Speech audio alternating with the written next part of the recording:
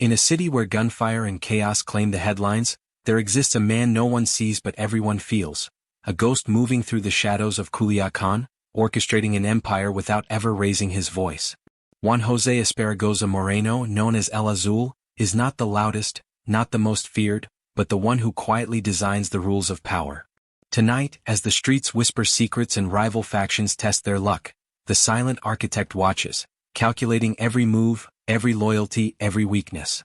And in his absence, the city doesn't collapse. It bends subtly, perfectly to the will of a man who commands influence unseen, unstoppable, and untraceable. The streets of Culiacán whispered at night. Not with the roar of gunfire or the blare of sirens that occasionally shattered the city's uneasy calm, but with the subtle hum of anticipation, the quiet shuffle of those who knew the rules of survival in a city built on invisible power. In those shadows, a man moved unseen. A man who was rarely seen at all. His name was Juan José Esparragoza Moreno, though very few called him that. To the world of the Sinaloa Cartel, he was simply El Azul, the ghost that no one could fully grasp. He walked slowly, deliberately, along a narrow alley, his shoes barely making a sound against the cracked pavement. Around him, the city thrummed with life. Distant laughter from a street corner, the low hum of a car engine that had idled too long, the occasional bark of a stray dog. To any casual observer, nothing was amiss. Yet El Azul noticed everything. Every shadow, every face, every twitch of a hand that might signal danger or opportunity. He had learned early that the world rarely shouted its truths. They were whispered, hidden in plain sight, and he had perfected the art of listening to the murmurs of power. Where others sought headlines, fame, or fear, he sought information and control. It was not an empire built on spectacle. It was an empire built on knowledge, patience, and meticulous calculation. By his early 20s, he had already distinguished himself, not through violence, not through audacity, but through observation. While his contemporaries flaunted guns and loyalty oaths, he sat in silence, cataloging movements, alliances, and rivalries. Every interaction was a data point, every casual conversation a strategic opportunity. His mentors often marveled at his calm. You could watch the world burn, they said, and still see the next move before anyone else did. That night, the air was thick with heat and expectation. The distant mountains seemed to frame the city like silent sentinels, observing from their stoic heights.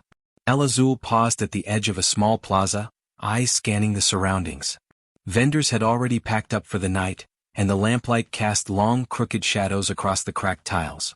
Here the world seemed simpler, but he knew better. Even simplicity could be deceptive, even silence could harbor secrets. In the heart of the city, power was not measured by bullets or brute force. It was measured by influence, and influence he had in abundance. The whispers that followed him were subtle, a quiet acknowledgement that he existed, and that his existence mattered. El Chapo, the man whose name would later become infamous worldwide, was careful not to underestimate him. The legend of the loud, brash, unpredictable boss would eventually fill headlines, but El Azul preferred to remain in the margins, orchestrating the structures that allowed chaos to thrive safely within bounds. He recalled one evening from years prior. A dispute had erupted between two mid-level lieutenants, nothing significant on the surface, but the tension threatened to ripple through the network. While others rushed in with guns drawn, El Azul arrived last, casually, silently. He did not raise his voice, did not brandish authority. Instead, he observed, asked measured questions, and listened. By the time the two men realized a resolution had been reached, it was too late to resist. No one ever remembered exactly what he had said, because his words had never been loud, but the conflict dissolved, neatly, without spectacle. That was the hallmark of his influence, unseen yet absolute. Even now, in the present moment, he considered the city in layers. There were those who controlled territory with fear. There were those who collected debts, enforced rules, and commanded respect through violence. Then there were the ghosts, the men who moved quietly, who influenced without recognition, who built empires from shadows. El Azul was among them. He did not crave the headlines that sang the names of El Chapo or Arturo Beltran-Leyva. His power was quieter, yet more enduring. He engineered the very mechanisms of the Sinaloa Cartel, ensuring that when the storm inevitably came, it would sweep where he wanted it to, sparing those he valued, striking those who dared oppose him. Night deepened and the alleys grew darker. A lone figure emerged from a side street, cautious, looking over the shoulder. El Azul recognized the hesitation immediately, a messenger carrying news, perhaps a warning. He waited, patient, until the man approached, then nodded subtly. "It's done," the messenger whispered, barely audible. El Azul's lips barely moved in acknowledgement, and the messenger melted back into the shadows, unaware that he had just passed through a web meticulously woven by the ghost. Information was power, and tonight the threads had moved perfectly. In the solitude of the plaza, he paused again, considering the web he managed. Every safe house, every trade route, every connection had been mapped, analyzed, and optimized. Others relied on muscle and bravado, but he relied on foresight. While a man with a gun could intimidate, he knew that influence built quietly was far more lasting. The real architecture of the cartel was in those unseen connections, in the loyalty carefully cultivated, in the knowledge that a single misstep could topple everything. He thrived in that delicate balance. The city never truly slept. Even in the quietest hours, whispers carried more weight than sirens. El Azul understood this implicitly. He had been observing Culiacán for decades, tracing patterns invisible to most. Every intersection, every street corner, every crooked alley held a story, a secret, a potential threat, or opportunity. And he remembered them all. He was not born into privilege. His family was modest, their lives shaped by the ebb and flow of local commerce and small-scale politics. Yet even as a boy, Juan José displayed a rare attentiveness. Where other children noticed games, he noticed movement. How people shifted when authority passed, how fear altered gait, how loyalty could be tested with the slightest provocation. By adolescence, he had internalized these lessons, understanding instinctively that the world belonged to those who could read it without being read in return. It was this quality that first drew the attention of senior cartel figures. They noticed a quiet boy who never rushed, who listened more than he spoke, who asked questions that seemed casual but revealed a depth few could match. By the time he reached his 20s, he had already begun carving a niche for himself, one that required no gun, no loud threats, no flashy displays of courage.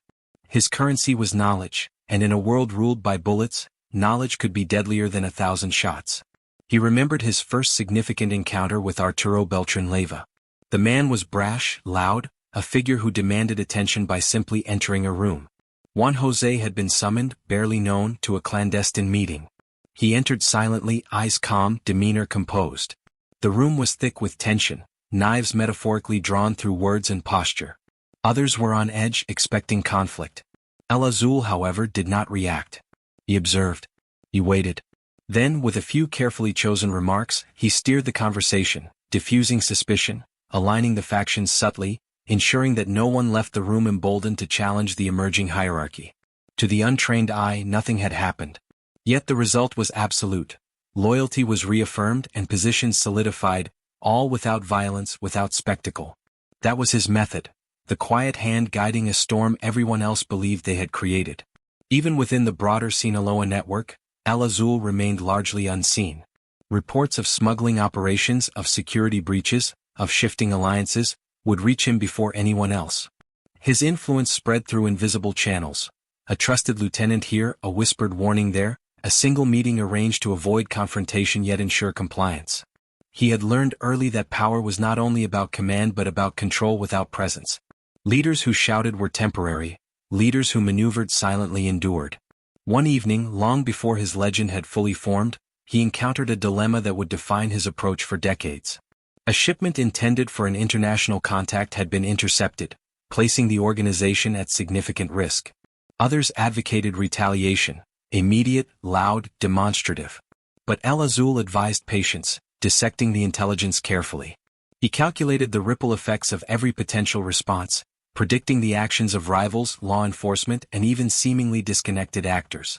By the end of the night, the problem had been resolved quietly, the shipment rerouted, and the rival faction none the wiser. Those who favored noise and force were left baffled at the efficacy of his silent intervention. This incident was quietly chronicled among his closest allies as the night he proved the value of strategy over spectacle. The city, in its shadowed corners, seemed to respect him, though few understood why. There were rumors, quiet murmurs of a man who could solve disputes without raising a voice, who could predict events with uncanny accuracy, who moved like a shadow, unseen yet always present. He did not seek recognition. Recognition, he had learned, often came at a cost. Instead, he cultivated effectiveness, discretion, and anticipation. His empire of influence was like a chessboard, each pawn, rook, and knight placed meticulously, each move considered several turns in advance. As he walked through the plaza that night, a young messenger approached, nervous, careful not to draw attention. El Azul did not startle. He had anticipated this approach. The boy's message was urgent, a potential breach in a minor trafficking route. Instead of reacting immediately, El Azul analyzed the surrounding terrain, the timing, possible observers, and the human variables involved. Within minutes, he had devised a response that would neutralize risk and strengthen the network. The boy left unaware that his simple delivery had been a component of a much larger operation, orchestrated with precision. To El Azul, every interaction was a thread in a vast, invisible web. Night deepened. Lamplight cast long, jagged shadows across worn tiles and cracked pavement. El Azul paused on a stairwell leading to an abandoned warehouse, a location significant not for its structure but for its symbolic position within the cartel's network. Years of careful observation had taught him that even inanimate spaces could convey information. Footprints, discarded items, or the absence of signs could reveal rival movements or law enforcement interest. He crouched briefly, assessing, noting, cataloging, all without making a sound. This was his discipline, a meticulous awareness of surroundings, a constant mental mapping of threats and opportunities. By midnight, the city seemed almost asleep, yet the machinery of influence never rested. Each warehouse, safe house, and street corner was a node in a network only he fully understood. For him, there was no distinction between day and night. There was only information, movement, and timing. Decisions had consequences not measured in immediate impact but in long-term equilibrium. El Azul did not just react to events. He predicted them, shaped them, and in doing so, maintained a stability that no one else could replicate. Juan José's childhood was unremarkable to anyone who looked at the surface. Born in a modest home in the outskirts of Mazatlan, he grew up surrounded by the rhythms of ordinary life, the hum of street vendors, the distant echo of church bells, and the persistent hum of commerce that never seemed to pause. But for Juan José, life was never ordinary. He observed patterns where others saw chaos. He noticed how a neighbor's glance betrayed frustration, how a brother's subtle shift in tone revealed fear, and how even silence could be a message. He had a mother who spoke softly but with authority, teaching him to respect observation over instinct. "Watch first," she often said, "speak later. And always remember, what you see may not be the truth but it is a clue." His father, a small-time merchant, exposed him to the intricacies of trade and negotiation. He watched as deals were made, broken, and remade with delicate precision. By age 12, Juan José understood that power was not always about strength. It was about timing, leverage, and understanding the human equation. School offered little in the way of challenge. He excelled academically but remained detached, preferring the real lessons of the streets over textbooks. At 13, he began walking alone through the winding alleys of Mazatlan, learning the city like a map in his mind. He cataloged businesses, familiarized himself with law enforcement patrols, and noted which families held influence. To a casual observer, he was simply wandering. To Juan José, he was constructing a mental model of society's hidden layers, an invisible grid where alliances, loyalties, and threats could be measured. By 16, he had witnessed his first act of violence. A dispute between local traders escalated quickly, and a gun was fired. Most boys would have run. Juan José stood still, noting who acted first, who hesitated, and how fear shifted behavior. That night, he did not speak of what he saw, but he stored it in memory, understanding that observation was more valuable than participation. That lesson would guide him for decades. Power is in knowing, not always doing. First steps into the cartel. His entry into the Sinaloa Cartel was not dramatic. There were no grand introductions or violent trials of strength. Instead, it was through subtlety and timing. A local lieutenant noticed the boy's calm demeanor, his analytical mind, and his ability to foresee outcomes. Juan José was invited to assist with minor tasks, organizing shipments, observing rival movements, and documenting operational patterns. These tasks seemed menial to others, but to him they were practice, training in the art of structuring an empire silently. One of his earliest lessons involved a conflict between two small factions vying for control over a neighborhood's distribution network. The situation threatened to spiral out of control. While seasoned members argued over confrontations, Juan José suggested a series of small, measured steps, temporary compromises, diversion of attention, and subtle gestures to demonstrate dominance without violence. His approach worked perfectly. The factions aligned under the cartel's guidance without a single gunshot fired. Those present were stunned, not by force but by the effectiveness of strategy executed quietly. His reputation as El Azul, the Blue Ghost, emerged slowly. The nickname stemmed from his calm, cool demeanor, as though he existed in a space between the visible and invisible. He did not need theatrics to command attention. He was everywhere yet nowhere. Leaders began seeking his counsel, even for matters that seemed trivial. His advice was rarely directive. It was suggestive, guiding decisions without overt authority. He was a shadow architect, building the framework while others played in the spotlight. Strategic thinking in early challenges. By his early 20s, El Azul had begun devising complex operational plans. He mapped smuggling routes not just geographically but socially, anticipating law enforcement movements and rival reactions. Every courier, every storage location, every shipment had contingency plans. He considered human behavior as much as logistics. A single unreliable individual could compromise months of planning. A single misread signal could unravel an entire network. Therefore he learned to trust few, observe all, and act only when certainty aligned with probability. One memorable early crisis involved a cross-border shipment threatened by an unforeseen checkpoint.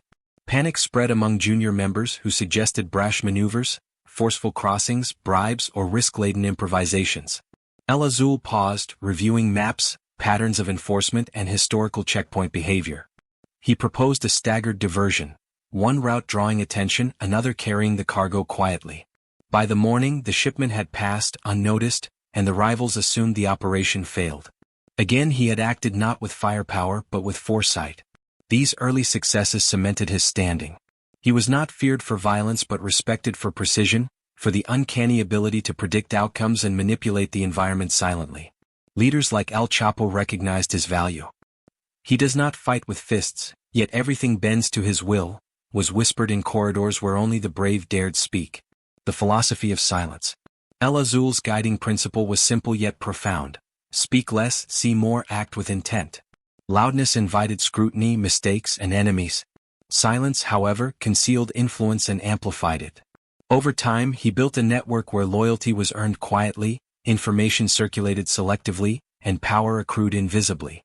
He was a ghost not because he lacked presence, but because his presence was undetectable until its effects rippled through the organization. He often reflected on his methods in solitude. Nights alone in small apartments, observing city streets from high vantage points, he pondered human behavior, the fragility of alliances, and the impermanence of control. To outsiders he seemed detached, almost ethereal. Yet in those moments he was meticulously cataloging the threads of influence, preparing for contingencies that might not arise for years. His mind was a ledger of actions and reactions, probabilities and outcomes, risks and rewards, an ever-growing architecture of power in which he moved like a silent conductor. As dawn approached, the city seemed to exhale, releasing the tension that had coiled tightly throughout the night. Streets that had whispered secrets hours before now lay still, bathed in the soft orange light of a sun that promised routine and routine only. But El Azul knew better. Power, once established, never truly sleeps. Its currents ran deeper than any street, any alley, any visible authority.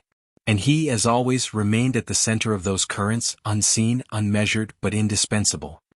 He paused on the rooftop of a modest building, surveying the network he had begun to shape years ago.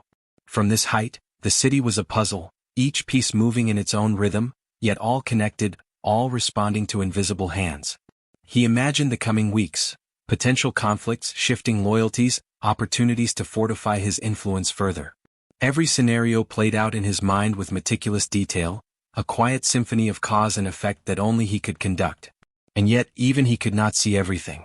There were always variables beyond control, moments when human unpredictability threatened to unravel even the most carefully laid plans. It was in these moments, the silent spaces between certainty and chaos, that his genius was tested. He felt the weight of those possibilities pressing against the calm exterior he maintained for the world. One wrong move, one misread signal, and the delicate structure he had built could collapse.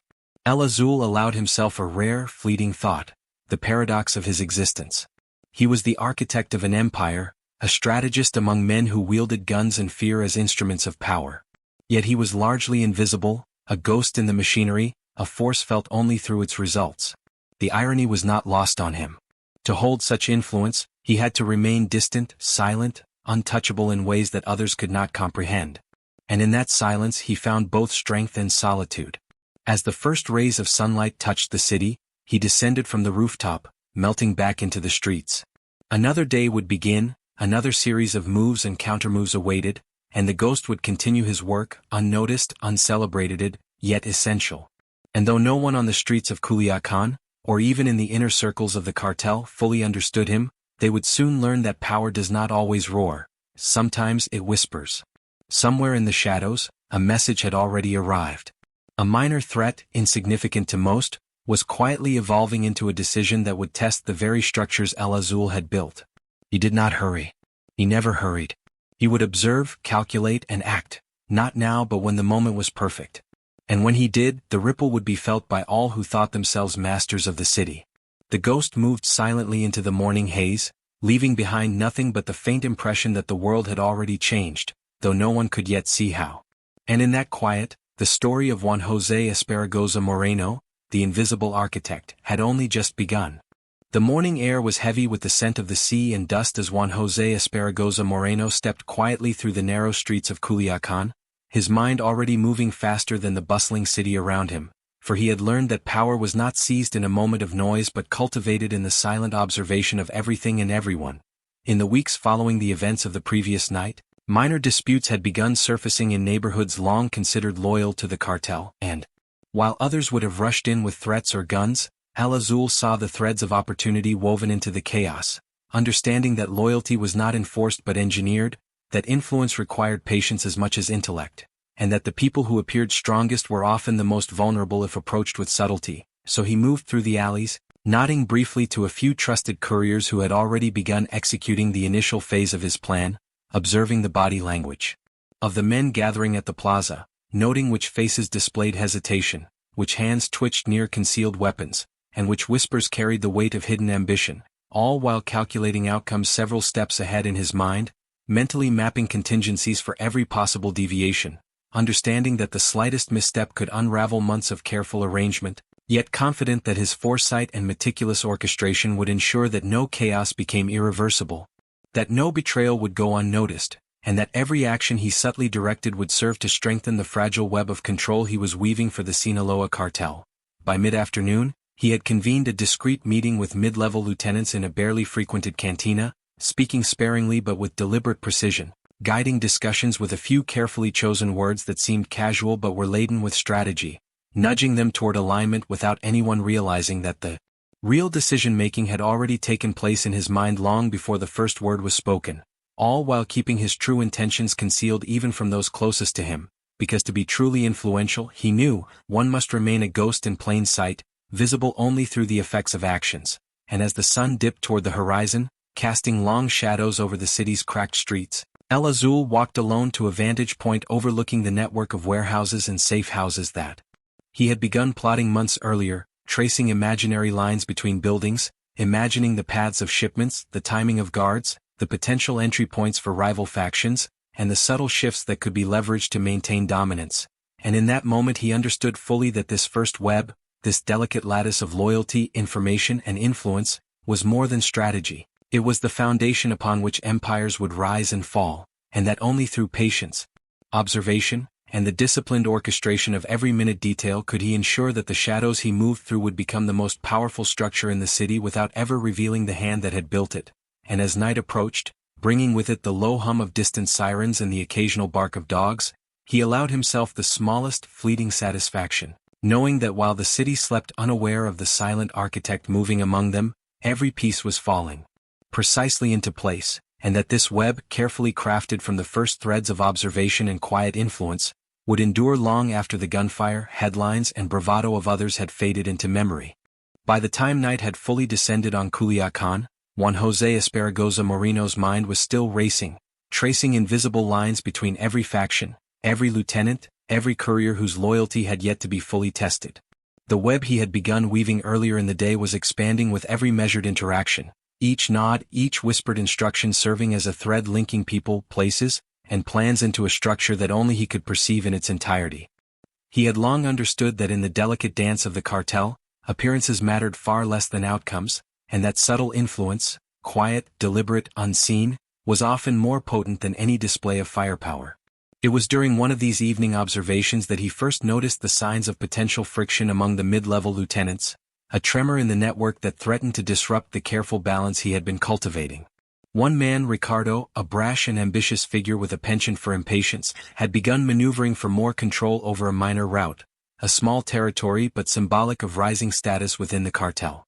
Others were starting to sense it, whispering about loyalty, alliances, and who would dare challenge whom. Most men would have confronted the problem with threats, guns, or ultimatums. El Azul, however, saw opportunity in restraint. He summoned Ricardo and a few of the others to a discreet location, a private courtyard behind a shuttered cantina, where the night air carried both the smells of street food from the day and the faint, lingering scent of dust and tobacco.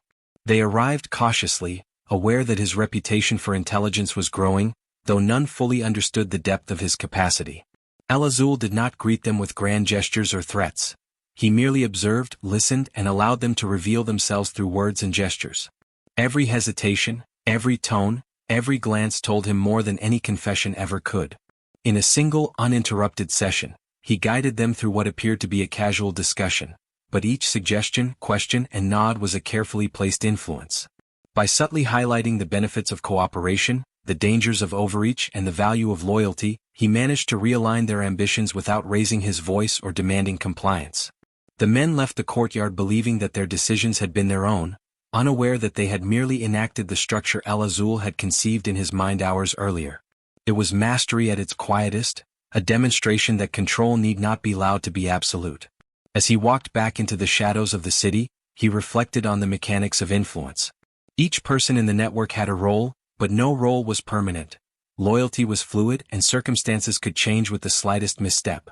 He catalogued strengths, weaknesses, tendencies, and histories of everyone under his observation, constructing mental maps that would allow him to anticipate moves, deflect potential betrayals, and seize opportunities before they became apparent to others.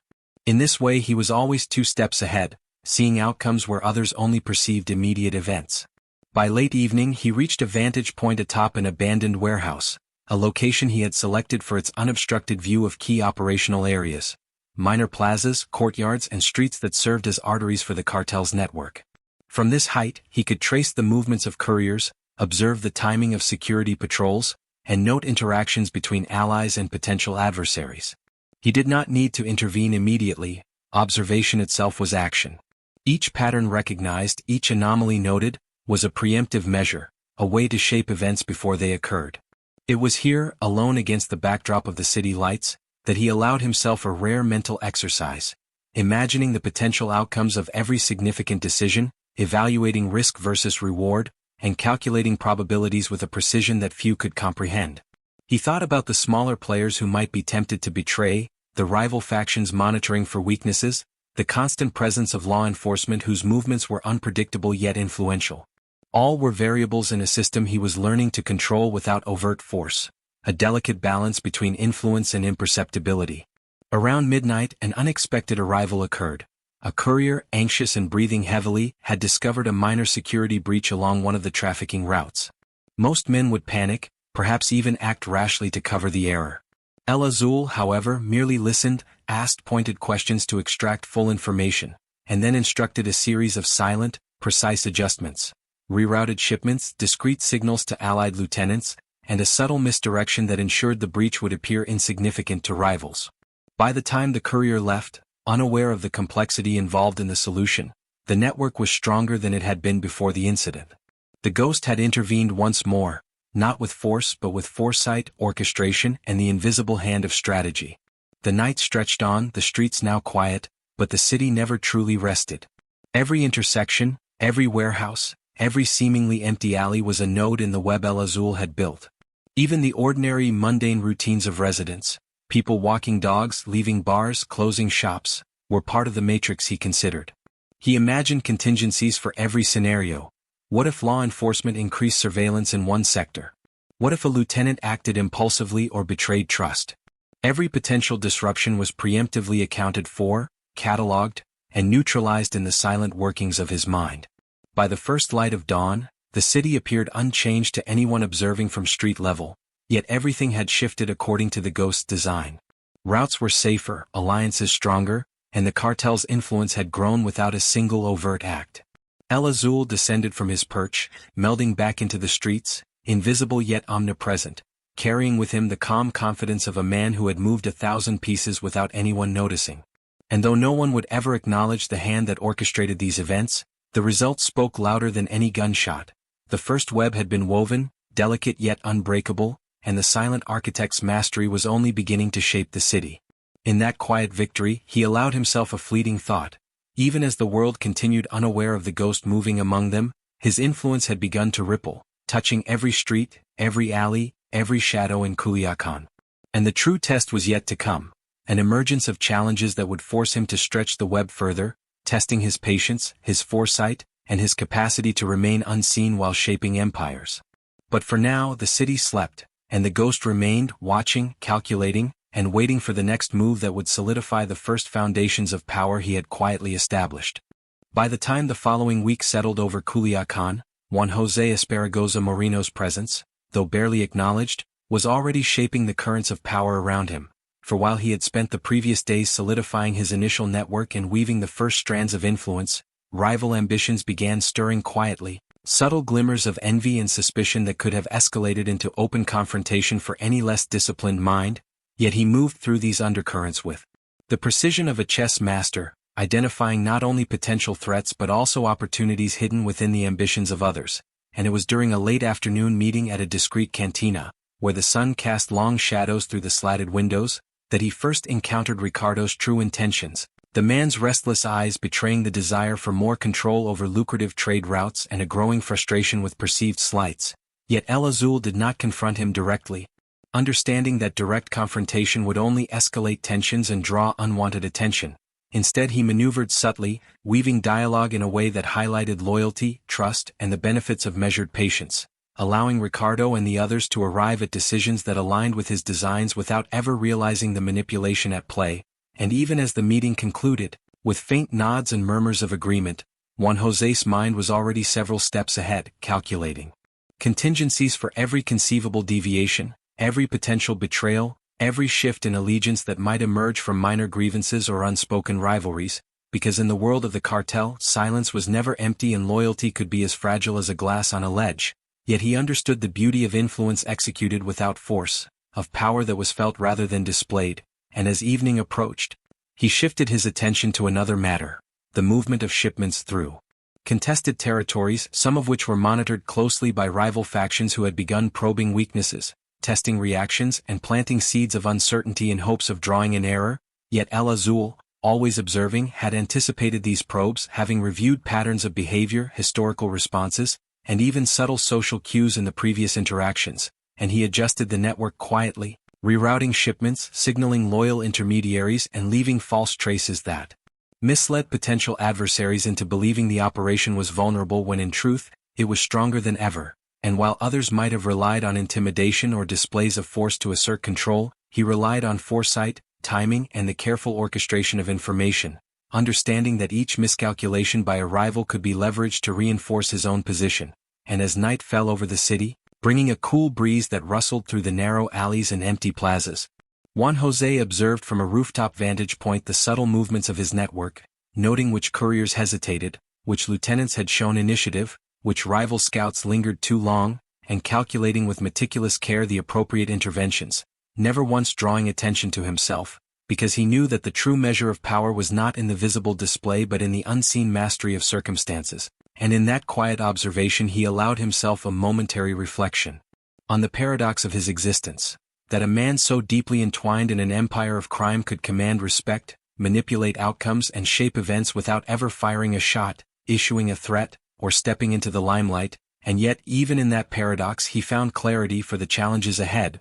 The rivalries, the betrayals, the testing of loyalties, were exactly the conditions in which he thrived, and as he descended from the rooftop into the winding streets, blending seamlessly into the rhythm of the city, he carried with him the certainty that the strands of ambition he had observed today would either strengthen the web he had begun weaving or, if mismanaged, provide the perfect opening to reinforce his dominance further. And in the distance, faintly illuminated by the glow of the street lamps, the city seemed unaware that a silent hand had already begun shaping the next phase of its destiny, proving once more that the most formidable power was not in the gun, but in the mind that guided it. As days melted into nights, Juan José Esparragoza Moreno's influence began to extend beyond the familiar streets of Culiacán, reaching into territories that were once contested, fragmented, and unpredictable, for he understood that power was not merely the collection of loyal men but the architecture of an entire ecosystem where each piece, each person, each shadowed alley played a role in the symphony of control he was orchestrating, and so he moved carefully, methodically, mapping routes, calculating the timing of shipments, observing rivals from rooftops and back alleys, noting patterns of behavior and vulnerability, while simultaneously cultivating alliances that appeared incidental yet were meticulously designed to reinforce his authority without overt confrontation.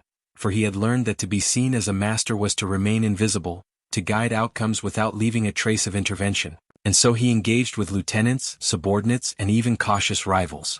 Through conversations that seemed casual but were laden with intent, planting seeds of loyalty and uncertainty, subtle nudges that directed decisions while allowing them to feel self-determined. And as the sun dipped behind the mountains, casting the city into elongated shadows that seemed to shift and twist like the alliances he managed, he orchestrated the rerouting of several high-value shipments, a delicate ballet of timing and secrecy, diverting paths to avoid rival observation, adjusting courier schedules to maintain plausible deniability, and instructing intermediaries to feed false information to those who might challenge his plans, all while never raising his voice, never signaling authority, yet ensuring that the cartel's operations flowed smoother than ever before, a testament to the fact that true power was often silent, unseen, and deeply strategic. And as night deepened, a ripple of tension began to move through a neighboring faction that had previously tested the edges of his influence, a group that had been probing for weaknesses, observing the missteps of lesser leaders and calculating when to strike, yet even in their covert surveillance, they could not perceive the full scope of the network he had engineered, for every apparent vulnerability was in fact a carefully designed lure, a calculated opening to consolidate strength, and when the faction finally made its move, sending envoys to assert dominance over a contested corridor, they were met not with force but with carefully timed countermeasures that redirected their attention, strengthened his allies, and subtly demonstrated that any challenge to his authority would be absorbed and neutralized without chaos, a quiet demonstration of mastery that would be whispered about, misinterpreted, and exaggerated in time as all legends are, and in the solitude of his observation posts. Juan José considered the complexity of his design, the fragility of loyalty, and the myriad variables that could threaten the balance, understanding that each action, each decision, and each withheld word was part of a larger framework, a structure in which he was both conductor and unseen architect. And as the city below buzzed with ignorance of the forces maneuvering invisibly among them, he felt the quiet satisfaction of creation, for he had built not merely a network but a living system, one capable of adapting, responding, and thriving, and in that moment he knew, unequivocally, that while others wielded guns and fear, he wielded strategy, vision, and anticipation, and that in the unfolding story of the Sinaloa Cartel, the most formidable power would always be the one that remained unseen, guiding outcomes while the world celebrated only the spectacle, oblivious to the hand that had built it.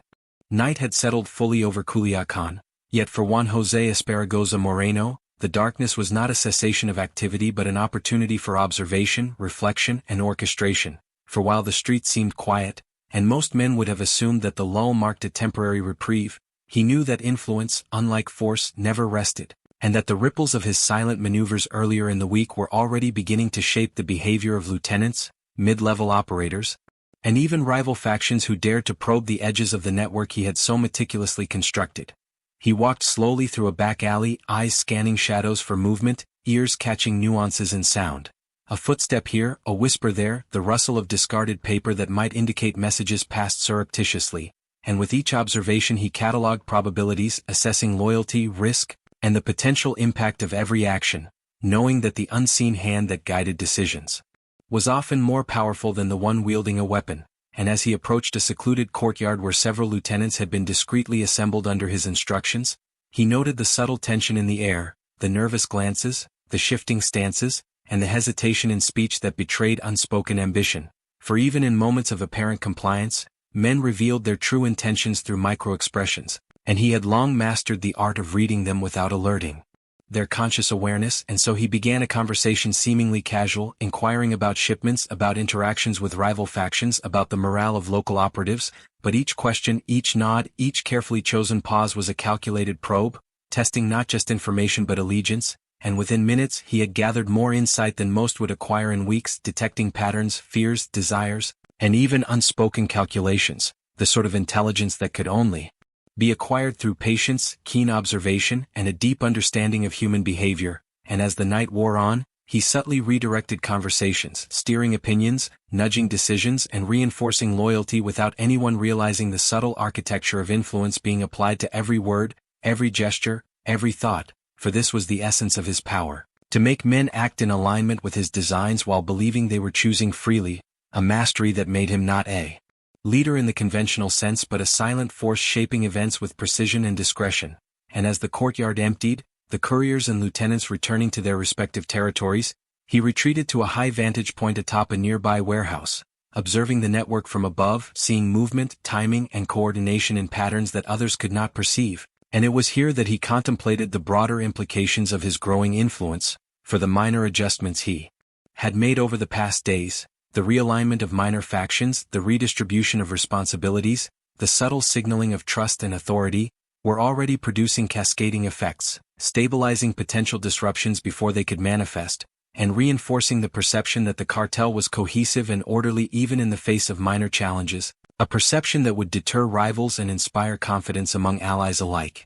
And as he reviewed the intelligence gathered through his couriers, noting every irregularity, every hesitation, every deviation from routine, he began planning contingencies for the coming weeks, predicting rival responses, calculating the timing of communications, and preparing subtle interventions that could prevent crises before they arose, for he had learned that anticipation, rather than reaction, was the true measure of strategy, and that while others acted with violence, he acted with foresight, allowing the currents of ambition, fear, and loyalty to flow in ways that reinforced his control without exposing himself to danger. And as the moon rose high over the city, bathing the streets in silver light, he considered the delicate balance of power he maintained, the fragility of trust, the potential for betrayal, and the unseen variables that could destabilize even the most carefully constructed network. Yet he felt neither fear nor doubt, only the quiet satisfaction of a man whose understanding of the human terrain was unmatched, whose anticipation and orchestration ensured that the web of influence he had woven would not merely hold but thrive. And in the stillness of that night, as distant sirens wailed faintly and shadows moved imperceptibly through alleyways, Juan José understood fully that the silent influence he exerted was more formidable than any gun, more enduring than any show of force, and as he descended back into the streets to monitor operations personally, he allowed himself a fleeting thought, a reflection on the paradox of his existence, that a man could command the loyalty, fear, and cooperation of hundreds, manipulate the outcomes of rival factions, and orchestrate the flow of illicit commerce, all without raising his voice, brandishing a weapon, or appearing in the spotlight. And yet in this very invisibility lay the ultimate potency of his power, for in the unfolding story of Culiacán and the Sinaloa Cartel, the name El Azul would come to symbolize influence that was unseen, unstoppable, and inexorably precise, a silent architect whose mastery of circumstance and human behavior would shape the city for years to come. And even as the night deepened, he remained vigilant, anticipating the next move, the next challenge, the next ripple in the network, knowing that each decision he made tonight would reverberate across streets, alleys, and warehouses by morning, reinforcing his control, securing his legacy, and demonstrating that in a world of noise, gunfire, and overt displays of power, the quiet hand of strategy could accomplish far more than brute force ever could. And in that realization he walked on, unseen but omnipresent, weaving the strands of influence that would define the future of the empire he quietly built. Night descended once more over Culiacán, but Juan José Esparragoza Moreno felt no urgency, for to him time was not an enemy to be conquered, but an instrument to be wielded, a tool through which he could manipulate outcomes with precision that brute force could never achieve. And in the quiet, dimly lit corridors of a safe house on the outskirts of the city, he reviewed the operations of the previous week with meticulous attention, considering every courier, every lieutenant, every minor faction that had interacted with his network, analyzing their behavior, their hesitations, the subtleties in tone and gesture that spoke volumes to a mind trained to observe the unspoken, and he calculated the consequences of each action, each delay, each misstep, knowing that patience could be the most devastating weapon when applied correctly. And while the city slept unaware of the webs of influence being spun above and below, El Azul understood that the factions testing his boundaries, Rivals probing for weakness, ambitious lieutenants angling for promotion, and law enforcement quietly monitoring patterns, were all variables to be managed, shaped, and ultimately used to reinforce his authority without ever appearing to intervene directly, for he had learned that the less visible the hand guiding events, the more potent the results, and so he crafted responses in his mind, rerouting shipments subtly, adjusting loyalties with careful encouragement, sending veiled warnings through intermediaries, and timing every interaction to maximize psychological leverage, ensuring that even the most impatient or ambitious actors would find themselves dancing to a rhythm orchestrated entirely by his foresight. And as the hours passed, he reflected on the lessons of his youth, on the streets of Mazatlan where he had first learned to read human behavior, catalog the movements of people, and anticipate outcomes before they manifested, remembering the moments when patience had allowed him to survive, to gain advantage, and to see others falter under the weight of their own impatience. And he applied these lessons now on a much grander scale, recognizing that the city itself, with its shifting alliances, rivalries, and unspoken rules, was a complex chessboard, each district a square, each operative a piece, and he alone could perceive the consequences of moves several turns ahead, predicting the ripple effects of even minor decisions with uncanny accuracy. And tonight, a minor disruption in a border shipment served as a test of his strategy, for a rival faction, sensing opportunity, had attempted to intercept goods, expecting chaos and retaliation. Yet El Azul did not react impulsively. Instead, he analyzed the situation, assessed risk, and deployed a series of subtle countermeasures, shifting routes, activating loyal couriers, and planting misinformation that would mislead adversaries into believing the network was vulnerable when in reality it was fortified. And all the while, he observed from a distance, noting the hesitations, the mistakes, the subtle cues of stress among those who thought themselves clever, and he allowed them to act, to reveal themselves, because patience required observation as much as calculation, and control demanded restraint. And as dawn approached, casting pale light over the rooftops and alleys of the city, Juan José knew that this single incident, managed with composure and foresight, had not only protected his operations but also strengthened the perception of his authority, for those who believed they could test the network were left subtly corrected, guided by invisible hands, their ambition tempered, their loyalty reinforced. And as he descended to the street level, blending into the rhythms of the city, he contemplated the larger picture, that the Sinaloa Cartel, with all its violence, chaos, and unpredictability, could be molded not with threats or aggression, but with patience, subtle influence, and the careful orchestration of human behavior. And in that understanding lay his greatest power, for the silent architect of events, moving unseen, anticipating every contingency, and guiding outcomes with deliberate intent, had no equal. And as the city stirred to life, unaware of the masterwork unfolding around them, Juan José Esparragoza Moreno continued to weave the threads of his empire, knowing that in a world ruled by noise and spectacle, the man who mastered patience controlled everything, and that every delay, every measured observation, every calculated inaction was a deliberate stroke in the design of a power that would endure long after the fleeting glory of those who sought attention had faded. The city was quiet in appearance, yet beneath the surface, currents of tension shifted imperceptibly, for Juan José Esparragoza Moreno had long known that the most dangerous threats were rarely those who confronted you openly, but those who plotted in silence, hiding ambition beneath smiles, loyalty behind gestures, and intentions in shadows. And tonight, as he observed from the rooftop of a warehouse overlooking a network of streets and courtyards, he detected subtle signs of unease among his own lieutenants, minor hesitations in their reports, averted gazes, and the occasional falter in the otherwise smooth cadence of operations, each anomaly a potential symptom of betrayal. And though most would have panicked or acted rashly, El Azul understood that the first rule of survival was observation, the second was patience, and the third was preparation. And so he catalogued each subtle cue with the precision of a master analyst, noting which individuals were likely influenced by ambition, which were susceptible to coercion by rivals, and which could be guided back to alignment with minimal intervention, for he knew that acting too early or too visibly could trigger the very betrayal he sought to prevent, whereas inaction, coupled with strategic manipulation, could transform potential enemies into unwitting allies. And so he began orchestrating subtle adjustments, rerouting certain shipments to test loyalty, sending minor couriers to convey ambiguous messages that would reveal intentions, and planting inconspicuous signals designed to prompt reactions that he could predict, all while maintaining the calm, composed demeanor that had earned him the nickname El Azul, the ghost, for in this world, perception often outweighed reality, and the faintest hint of fear or uncertainty in his own demeanor could embolden even the most cautious conspirators. And as night deepened, he reviewed the structural integrity of his network in his mind, tracing invisible lines connecting warehouses, couriers, lieutenants, and factions, imagining every possible point of weakness and contingency, and calculating in advance how a rival might attempt to exploit these vulnerabilities, and what measures would neutralize such threats before they became tangible. And while doing so, he reflected on the paradox of loyalty within the cartel. Trust was never absolute, ambition always lurked, and every alliance was conditional, yet the careful management of perception, the strategic distribution of information, and the anticipation of human behavior allowed him to maintain control without ever needing to escalate to violence, for influence wielded correctly could be far more powerful than any weapon, and as he plotted, he devised a test.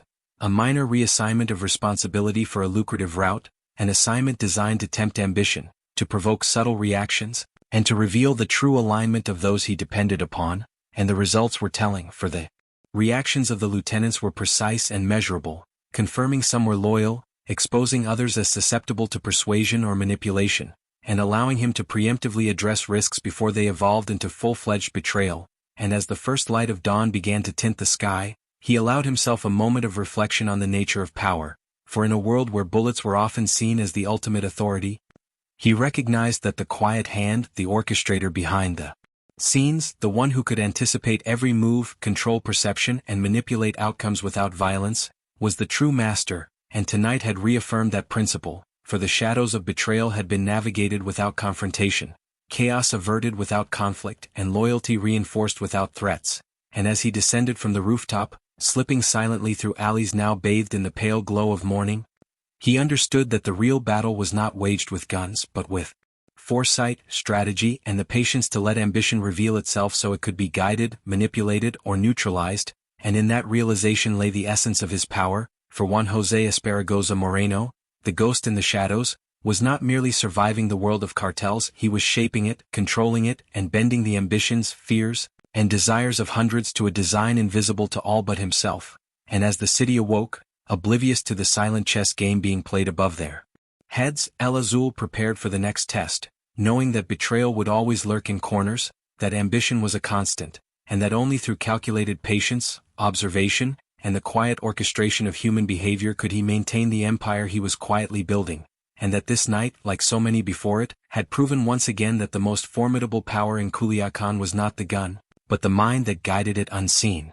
Even as the city of Culiacán throbbed with unseen currents of power, Juan José Esparragoza Moreno navigated a parallel existence, a life quietly lived beyond the perception of those who measured influence by violence or noise, for while his reputation as El Azul, the ghost, was whispered among lieutenants, couriers, and rival factions alike, few ever glimpsed the man behind the myth, the human being who moved through his own private world with a sense of deliberate composure, and in this private realm, he allowed himself moments that were almost mundane, yet charged with significance, for in the subtle routines of daily life, his modest apartment, the preparation of a simple meal, the quiet observation of family members, the brief walks along streets that appeared ordinary but were intimately mapped in his mind, he found clarity, perspective, and the reinforcement of his strategic patience, and it was in these moments that the duality of his existence became most apparent as he balanced the demands of an empire built on calculation, loyalty, and foresight with the needs of his own humanity,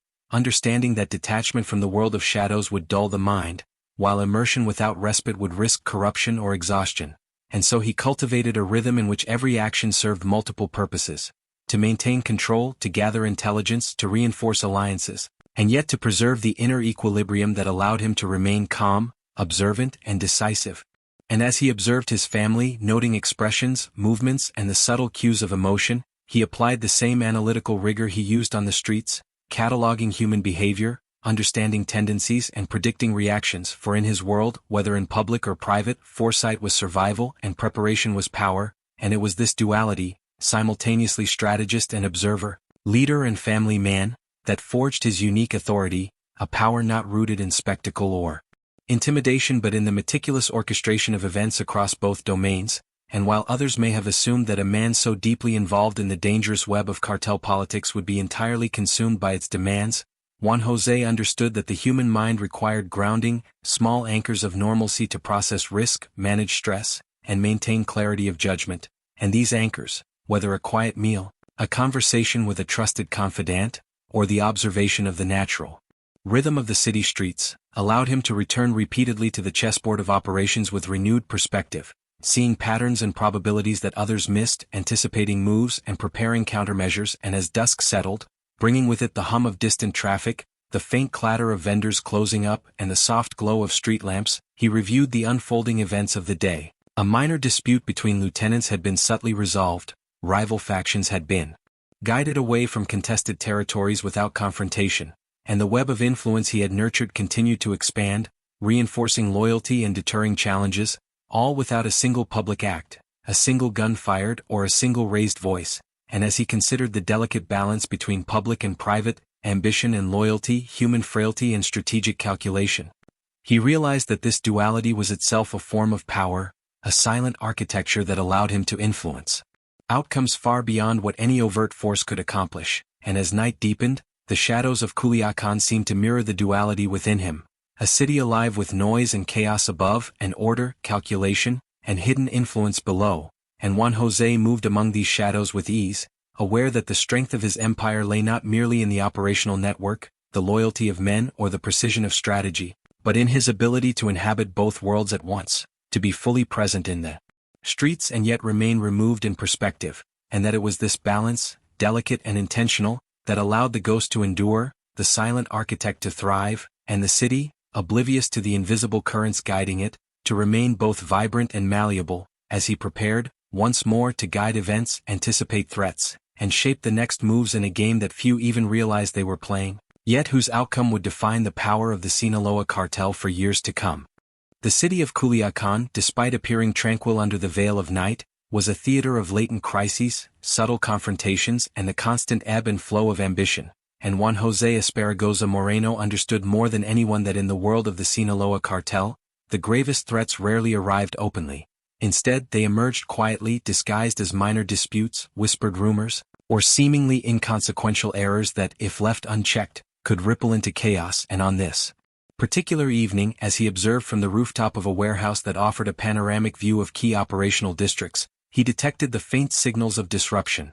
A courier arriving late, a minor faction testing the edges of a recently secured route, and the unusual hesitation in a lieutenant who had always shown unwavering loyalty. And though these signs were subtle, they were unmistakable to a mind trained in anticipation, pattern recognition, and the silent calculus of human behavior. And so he began to orchestrate a response that required no raised voice, no threats, no visible confrontation, yet would address every potential disruption with precision, for he knew that to intervene clumsily or too visibly would only escalate the problem, whereas subtlety and foresight could neutralize it entirely while simultaneously reinforcing his authority. And he dispatched trusted intermediaries with carefully worded instructions, adjusted routes and schedules to test loyalty, and allowed the minor faction to proceed just enough to reveal true intentions, all while remaining at a distance, a silent observer calculating probability and reaction at every turn.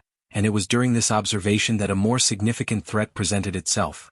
Rival factions from the neighboring state, having caught wind of his expanding network, began probing operations, sending scouts, and attempting to co-opt local lieutenants through incentives or intimidation. And whereas most men might have reacted with immediate violence, Azul approached the situation as he always did, with measured calculation, patience, and a quiet orchestration of events designed to expose weaknesses without endangering the integrity of his network. And he set in motion a series of countermeasures, rerouting critical shipments, subtly adjusting allegiances, and planting misinformation to mislead rival scouts into believing that vulnerabilities existed where there were none.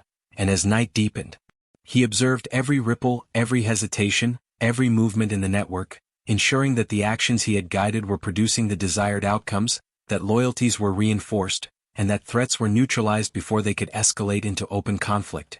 And in the midst of this, he reflected on the precarious balance of power, the delicate interplay of trust and ambition, and the way a single miscalculation could trigger a cascade of instability. And yet he felt no panic, for this was his domain, a landscape of probability, strategy, and foresight in which he was unmatched, a realm where patience and observation were as lethal as any weapon, and where silence, carefully wielded, exerted control far greater than overt force ever could. And as the hours passed, A lieutenant who had appeared hesitant earlier approached him with concern about loyalty and rumor, unaware that the very discussion he raised had been anticipated, managed, and subtly directed by El Azul weeks in advance, and the conversation was navigated with such subtlety, such deft manipulation of perception, that the lieutenant emerged reassured and aligned, believing his concerns had been addressed entirely by his own initiative, when in reality every reaction, every thought, every shift in loyalty had been guided by the quiet hand of the ghost, and as the first faint glow of dawn touched the rooftops, revealing the intricate network of streets, alleys, and courtyards that he had orchestrated, Juan José reflected on the nature of crises and confrontations in his world, understanding that they were not obstacles but tests, opportunities to reinforce structures, gauge loyalties, and strengthen influence, and that each challenge, each probe, each moment of uncertainty was a chance to prove that true power lay not in the display of force or the imposition of fear, but in the anticipation, orchestration, and management of events with a mind several steps ahead of all others. And as he descended once more into the alleys, blending seamlessly with the rhythm of the waking city, he carried with him the satisfaction of a master who had navigated yet another night of potential upheaval without a shot fired, a word raised, or a gesture of authority, leaving only the impression that the city's order was natural and unchallenged. And in this quiet victory, he reaffirmed that in a world ruled by ambition, chaos, and violence, the man who remained unseen, who moved with patience, calculation, and relentless observation, would always command the most enduring and formidable influence. And as the morning light spread across Culiacán, the silent architect of power, the ghost, had already begun anticipating the next wave of challenges, ready to manipulate events and human behavior with precision that few could comprehend, knowing that in the shadows of crises, his control was absolute, invisible, and unstoppable. The city had grown accustomed to the quiet precision of Juan José Esparragoza Moreno's influence, yet even the most meticulously maintained networks are tested when the architect himself disappears, and that morning whispers began to ripple through the alleys, warehouses, and safe houses of Culiacán. The ghost had not been seen, the usual couriers and lieutenants reporting no contact, the carefully orchestrated flow of shipments slightly disrupted, and panic, though subtle, began to seep into the consciousness of those who relied on his guidance. For in a world built on loyalty, foresight, and unseen authority, the absence of the central figure was a disorienting force that revealed the fragility of human reliance. And as rival factions caught wind of the uncertainty, probing cautiously for weakness, the vacuum created by his disappearance began to invite tests of power, whispered challenges, and quiet subversions. Yet despite the growing murmurs and minor disruptions, the structure he had built remained largely intact, a testament to his foresight, the resilience of the network, and the loyalty instilled not through fear, but through carefully managed respect, observation, and subtle guidance. And as senior lieutenants convened in private rooms, their faces lined with worry, speculation, and uncertainty, they struggled to interpret the absence, some fearing betrayal from within, others anticipating external threats, and all relying on fragments of instruction previously imparted by the man who had always moved unseen, orchestrating outcomes with a mind that had anticipated contingencies years in advance. And though they tried to fill the void with assertiveness, bold actions, and rapid decisions, every deviation they attempted was subtly countered by the residual structures, contingencies, and protocols El Azul had embedded, leaving them both empowered and constrained, guided by invisible hands they could neither see nor fully comprehend. And as news of the ghost's absence reached rival factions beyond the city's borders, whispers of opportunity emerged, promises of encroachment, cautious maneuvers to exploit perceived weaknesses. Yet even these external players could not predict that the network had been designed to absorb probing, redirect attention, and maintain operational integrity even without its architect visibly present. And in that delicate balance, the brilliance of Juan José's design became evident, for influence once established does not vanish with the absence of its executor, and power, when embedded in systems, loyalty, and human perception, can endure, adapt, and respond independently. And as the sun began to rise, casting long, pale light across the streets, rooftops, and courtyards, the city itself seemed to hold its breath, unaware that the most dangerous chessboard was being played in silence, that the ghost was gone, yet the moves he had anticipated continued to unfold exactly as intended. And in the private chambers of senior lieutenants, subtle signals began to emerge, encoded in instructions previously given, protocols already established, and the latent understanding that only the observant could grasp. And through these mechanisms, El Azul's influence continued to guide decisions, manipulate perceptions, and maintain order, while rival factions misread the absence as weakness, sending envoys and scouts that were quietly rerouted, delayed, or observed without alerting them to the true extent of his reach. And as night approached once more, the murmurs of worry in the city reached a crescendo, a mixture of anxiety, speculation, and latent fear. Yet the unseen architect, even in disappearance, had ensured that the web he had woven remained intact, resilient, and adaptive, a structure so well conceived that it could withstand uncertainty, probe, and challenge without collapse. And somewhere, unknown and unobserved, Juan José Esparragoza Moreno, the ghost, continued to anticipate, calculate, and manipulate events from the shadows, proving that the true power of the silent hand was not merely invisible control, but in the ability to leave structures so sound, influence so ingrained, and strategy so precise that even absence could not diminish its effect. And as dawn broke, the city's residents went about their lives oblivious to the fact that the most formidable presence in Culiacán was not seen, not heard, but felt in every decision, every movement, and every choice made under the invisible guidance of the man who had mastered patience, foresight, and the art of vanishing without ever losing command. And the legend of the ghost, the architect, and the silent force continued to grow, mysterious, untouchable, and absolute, shaping events and destinies in ways no one could fully understand. For the true measure of power, Juan José understood, was not invisibility but in effect. And even in disappearance, he had proven that nothing, neither rival ambition, human error, nor chaos, could undermine the empire he had built without ever being seen. Even in absence, the influence of Juan José Esparragoza Moreno, the ghost, the architect, persisted like an unseen current running through the veins of Culiacán, for the structures he had meticulously constructed, the loyalties he had cultivated, and the contingencies he had embedded operated independently of his presence, a testament to foresight, patience, and a deep understanding of human behavior that few could ever grasp. And as senior lieutenants convened in quiet rooms, reviewing reports of shipments, courier movements, and the subtle murmurs of rival factions, they discovered that the operations continued with an almost uncanny precision, every route secured, every contingency accounted for, and every minor conflict preemptively addressed through mechanisms established long before his disappearance.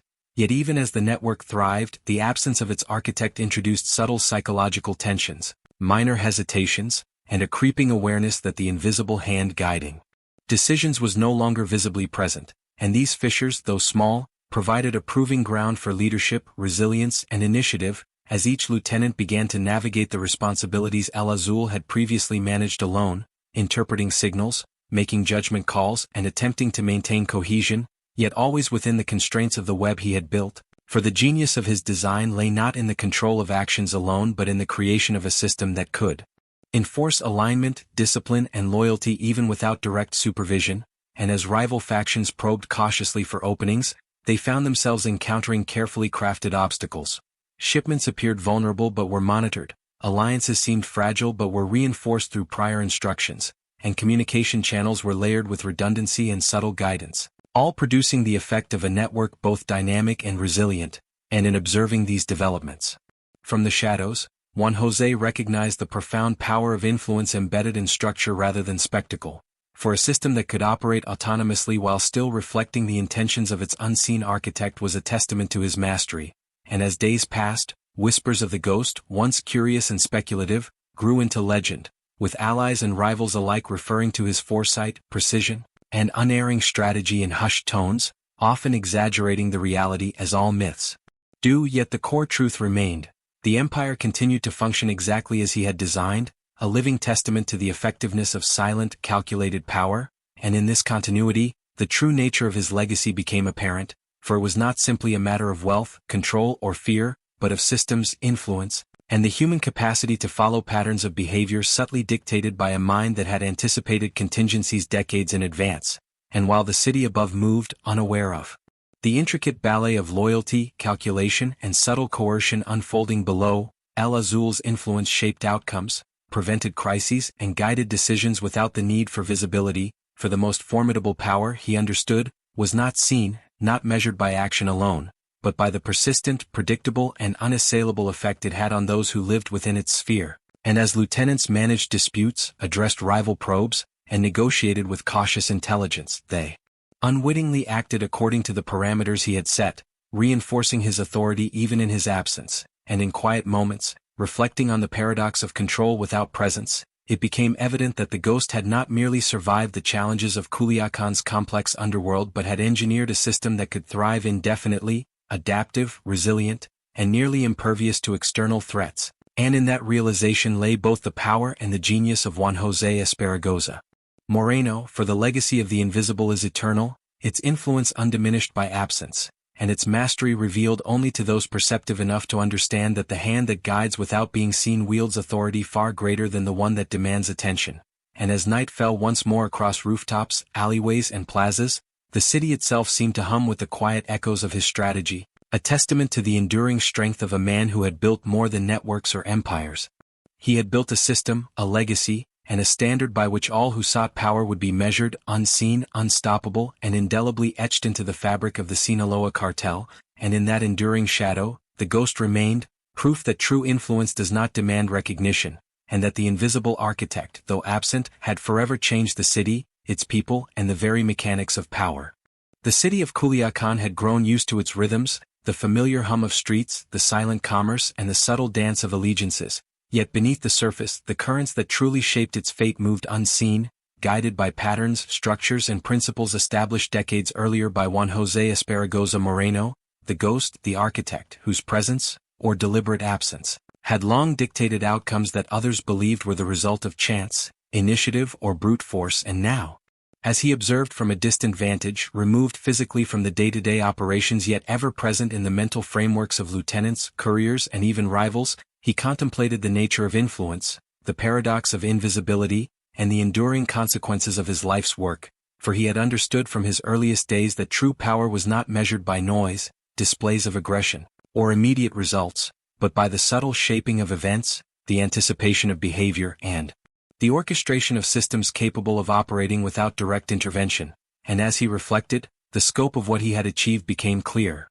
Networks that spanned the city and beyond, loyalties cultivated and tested, contingencies anticipated and embedded, rivalries neutralized before they escalated, and operations executed with precision so that even in his absence, the outcomes aligned perfectly with the intentions he had long set in motion.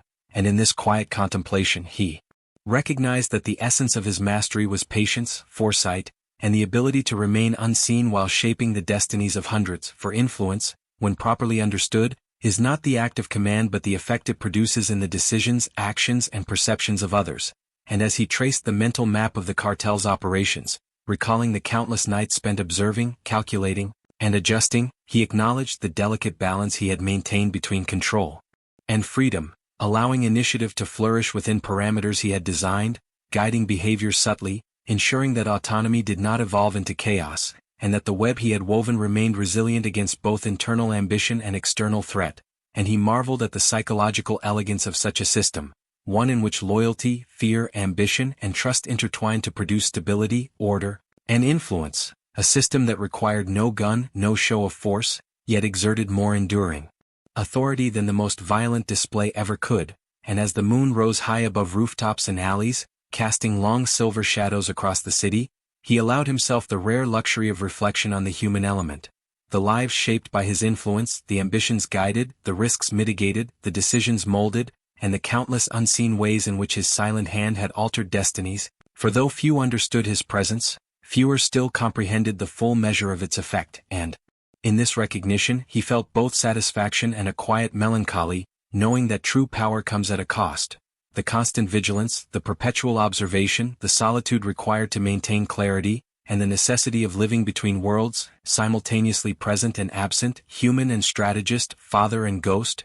Yet it was in this tension that his identity, his skill and his legacy were forged, and as dawn approached, painting the city in soft hues of orange and pink, he realized that the story of his influence would outlast any single life, that the systems, loyalties and contingencies he had embedded would continue to operate, adapt, and thrive long after he no longer walked the streets, and that the measure of his life was not in headlines, notoriety, or visible triumphs, but in the enduring, silent orchestration of events that would forever define the power dynamics of the Sinaloa Cartel.